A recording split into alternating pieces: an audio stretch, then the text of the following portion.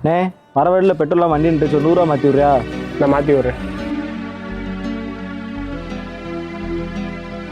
ஏய் முள்ளு, நாளைக்கு கேரளா போகணும். 1000 எடுத்துட்டு வா.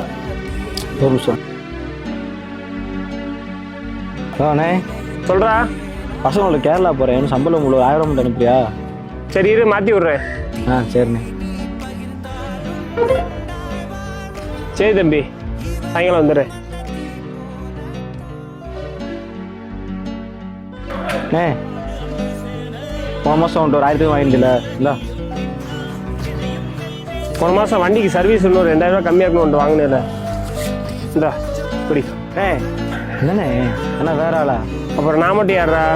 அண்ணனை கடங்கார மாதிரி பார்க்குறேன். குர்ரா அண்ணே குர்ரா. ஓ